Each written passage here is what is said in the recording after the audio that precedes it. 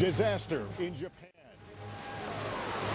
Dramatic rescues and utter devastation. Tonight, after natural disaster, a power plant explosion and the threat of nuclear disaster.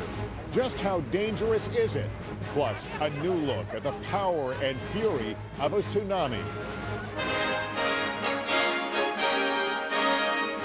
Disaster in Japan. This is a special edition of NBC Nightly News with Lester Holt, reporting tonight from Tokyo.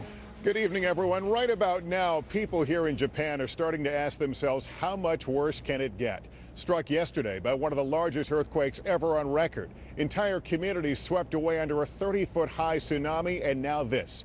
Thousands forced to flee from the path of a radioactive leak. It's Sunday morning here in Tokyo, which, though far from the epicenter, is still feeling the occasional aftershock. In the disaster zone itself along Japan's northeast coast, rescue efforts complicated by damage to a nuclear power plant that's been venting radioactive mist and could potentially suffer a nuclear meltdown. There's also late word of an emergency involving a second reactor in that complex. Meantime, hundreds of bodies have been spotted along the tsunami-ravaged coast. It's estimated the death toll from the quake and tsunami could reach up to 1,800. Local news agencies report that in one community alone, 9,500 people are unaccounted for as thousands remain cut off by floodwaters across a broad region. We've got a lot to report here tonight. We want to start with NBC's Lee Cowan, who has the very latest. The first lifelines are finally being lowered into a sea of mud and despair. And while the rescue efforts are heroic, they're dwarfed by the sheer scale of Japan's disaster. There are so many to help, but nowhere near the hands to offer it. A grim equation that's forcing those lucky enough to survive into a terrible limbo. Hundreds are lining up for what little food and water is available. And at shelters still sturdy enough to house the living, survivors pour over an ever-growing list of the dead. I still have people who I haven't been able to contact, and there have been reports of the nuclear leak. I'm really concerned about their safety. Add to it all a nuclear accident. An explosion shortly after the quake at this power plant damaged a building housing a reactor, causing a radioactive leak and the evacuation of a 12-mile radius. The Japanese officials say the leaks are decreasing and that the risk of a full-scale meltdown did not appear imminent. Japan's quake was the world's 5th largest on record. And the wall of water that followed was unrelenting and indiscriminate. It took everything in its path. Ships once resting at anchor were tossed into the chaos, including an ocean liner that has yet to be found. Rail cars met the same fate. The whereabouts of their passengers, unknown too. We're used to earthquakes in Japan. I've experienced many in 5 years, but the first, it just started shaking and something was different. And straight away, me and my co-workers, we looked at each other and we realized this is the big one. This is what the tsunami looked like from inside the airport at Sendai, where terrified passengers watched and waited. The Japanese Prime Minister got an up-close look at the devastation and the tsunami's raw power, best gauged by the amount of real estate it swallowed. Take this port town near the epicenter. Once a bustling modern city, those yellow circles mark key government buildings and hospitals. But this is what it looks like now. A town replaced by a toxic brew of mud, oil, and debris. Here alone, more than half the population, nearly 10,000 people, remains unaccounted for. Fires from ruptured gas and oil lines continue to burn out of control. The painful irony here is that water is everywhere, but at least 1 million homes have gone without any drinking water since the quake struck. Millions don't have any power either, and the roads and bridges needed to get repair crews in place to fix it remain largely unpassable. One barrier after another that rescuers and aid workers have to contend with as the flood of international assistance begins to crawl where it's needed most. Now, there is a late word tonight from Japan's nuclear safety agency that there is now a second emergency at a second reactor, but it's in that same complex. Lester, it seems to be, from what officials are saying, that it's a more problem with the coolant malfunctioning again, and we don't know at this point how or if that's going to affect the evacuations that are already underway there. Powerful, scary words, radioactivity, meltdown. Lee Cowan, thanks very much. And we want to talk more about that. Japanese officials say they've calculated at least 160 people they believe have been exposed to radioactivity. 160,000 people have been evacuated from around 2 nuclear plants, most of those from the one that suffered the explosion. We get more on all this now from NBC's Ann Thompson. Of all the aftershocks, nothing frightened the world more than this: an explosion at the troubled Fukushima 1 nuclear power plant. The Japanese government had already declared an atomic emergency here yesterday when the cooling systems failed and radiation leaks were detected. Now there was a real fear of a meltdown. Throughout the day, Japanese TV reporters used diagrams and maps to help a nervous nation. The blast occurred at the Unit 1 reactor. It destroyed the exterior building, but Japanese officials say the reactor inside remained intact and blamed the explosion on a buildup of hydrogen. This government official said after the explosion, the radiation leaking from the plant actually decreased, as did the pressure inside the troubled reactor. I think they're being very cautious with respect to how they implement their emergency plan, being very conservative. And given the conditions there, I think that's wise. When the earthquake struck, the reactor shut down as it was supposed to. But the quake also cut off the power needed to pump water to cool the reactor's core, and the backup power systems failed. Without water to cool it, the core, where the nuclear energy is created, could overheat and melt down, releasing radioactivity into the environment. Tonight, the Japanese utility took the unusual step of pumping seawater into the reactor to prevent a meltdown. If you're pumping seawater into a reactor, you've pretty much decided that the consequences of not doing so are exceptionally serious. And I think the evidence seems to be in this case that what they're worried about is significant melting of the core. More signs of concern. People living within the plant's evacuation zone are scanned for radiation. And the International Atomic Energy Agency says Japan is preparing to give iodine to the evacuees from this plant and a nearby nuclear plant damaged in the quake. Japan's Nuclear Safety Agency rates this event a 4 on an international scale of 1 to 7, far below the best-known nuclear energy disasters Chernobyl and 3 Mile Island. At Pennsylvania's 3 Mile Island, there was a partial core meltdown, but not a significant release of radiation. Japan now waits to see if its fate is the same.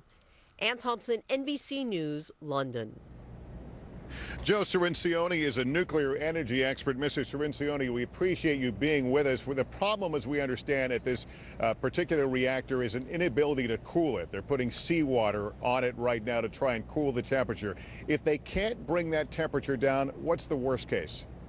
The worst case is a meltdown, which means that the fuel rods in the reactor heat to such a high temperature that they actually melt together. So you would see the core of the reactor turn into a molten mass that would burn right through the steel reactor vessel and drop into the concrete containment building surrounding that vessel.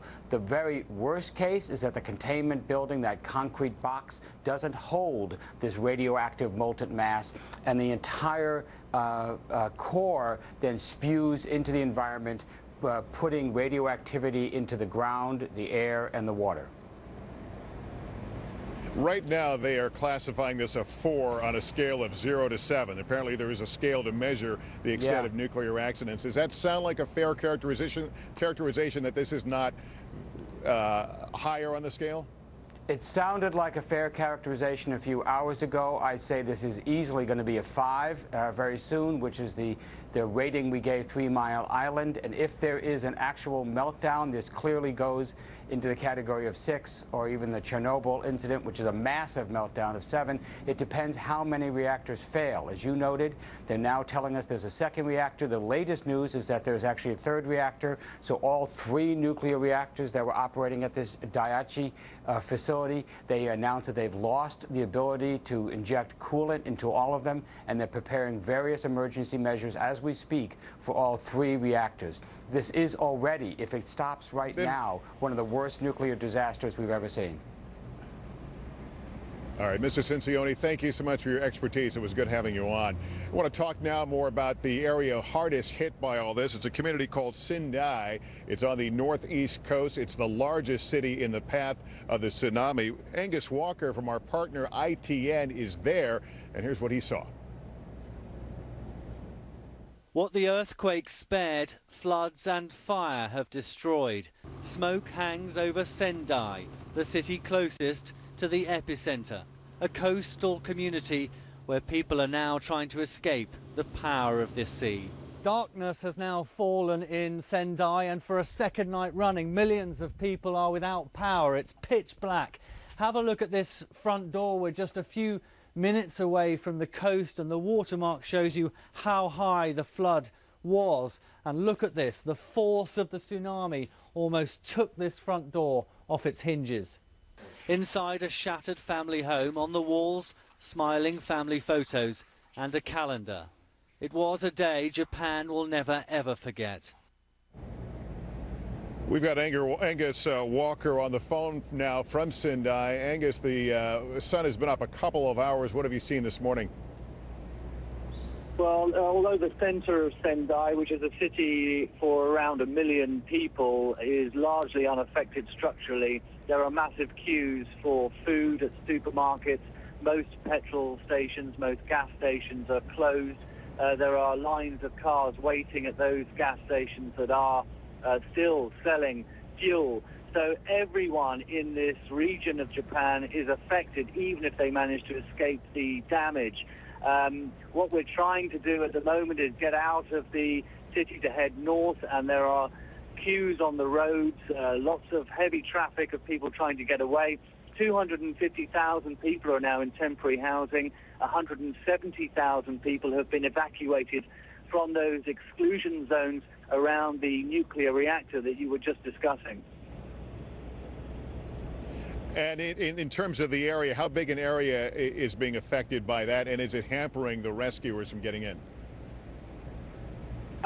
Rescuers are able to get in by helicopter. We arrived at an airport yesterday south of here, and there was very busy helicopter traffic there. We've seen a number of military helicopters in the air. I went to the crisis center, City Hall, in the center of Sendai, and saw lines of military jeeps lined up. We saw Red Cross units, but it was the size of the City Hall in a small town. Difficult to see how a building of that size, and from the number of people I saw, to see how they would be able to cope with a disaster on this scale. All right.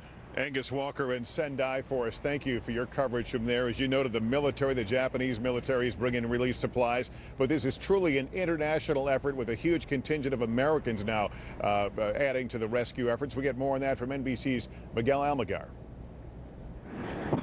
At U.S. military facilities in Japan, relief efforts are underway. 1,500 pounds of rice and bread loaded onto Seahawk helicopters. The desperately needed food airlifted to cities crippled by the quake. Out at sea, the USS Blue Ridge is on the way. Loaded with supplies, the carrier left Singapore Friday. We're over here to help protect the Japanese people. With Japan in a state of emergency, more help is coming from around the world. Search and rescue teams from 45 countries are ready to respond. South Korea, Australia, and the United Kingdom have all deployed search teams. Time is working against them. We know there are miraculous survivors, many days after an incident like this, but we do know that the longer time goes on, the less likely it is we'll find survivors. In Fairfax, Virginia, crews loaded supplies. Tomorrow, they'll join a team from Los Angeles in Japan. Okay, hon, you're out of here. It was that same crew from L.A. that pulled a Haitian woman from the rubble in Port-au-Prince 6 days after the devastating earthquake there. Her story of survival inspired a country. The team will be looking for another miracle This time in Japan, where some 10,000 may still be missing. To me, it's the right thing to do. As a United States citizen, as a member of the international search and rescue community. Just back from New Zealand, the Los Angeles team worked side by side with a rescue crew from Japan.